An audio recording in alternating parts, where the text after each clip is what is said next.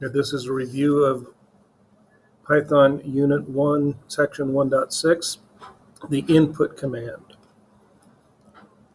Input command is very useful for getting information into our program while the program is running. Watch the video for more information. So in this example, we have a print, enter a small int, and then we have the input command on the next line. It's a function. We know that because it has parentheses, and it will, whenever you have an input command, it will put a box on the screen that you can type into, and then it will store that value in the integer given.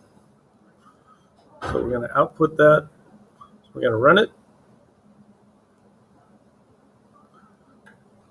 The enter the small int comes from line 2.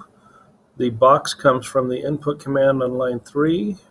So a small integer would be something like 5, and hit enter. And the next line is line 4, print small int, and then 5. Notice each print command has its own line. Storing input into a variable. Okay, so again, the input command will place a box on the screen.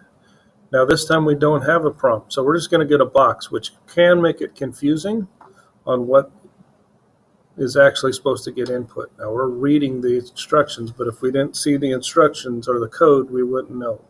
So we're going to put John Doe as our student, and it's going to tell us that that is a string.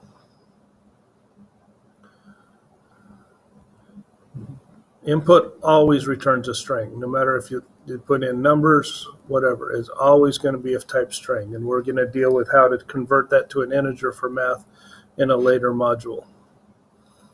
Yep. So enter a name or a number.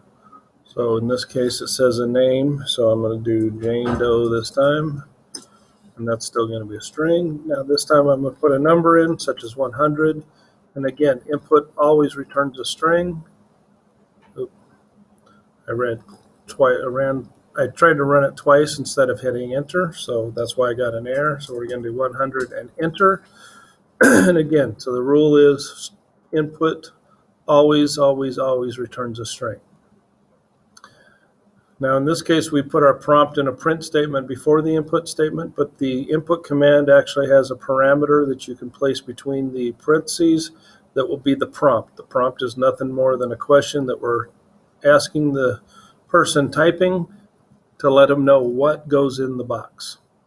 So student name, I'm going to say please enter a student name. Notice that there's a space here that will help with, so that the prompt is what that's called. The prompt, or the question you're asking the person, is not butted right up against the input box.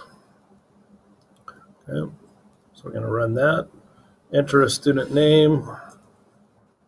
Go again.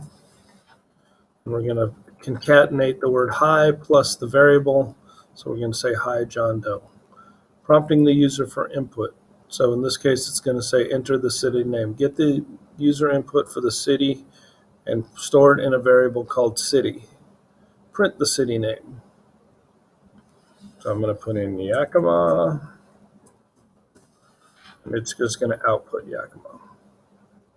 Multiple prompts. So in this case, we're going to have 3 different variables that we're going to get information from. So we have 3 different prompts. So the person typing knows what they're supposed to input. And then we're just going to output those with a label. So the label and a variable, a label and a variable. I'm going to run that. Enter your name is Jane.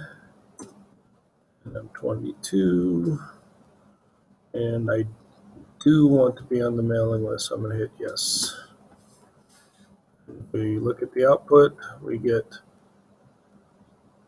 what we put in on line 3 gets output on line 8. What we put in line 4 gets stored in age, and we output a label with the variable age. And then what we input on line 5 gets output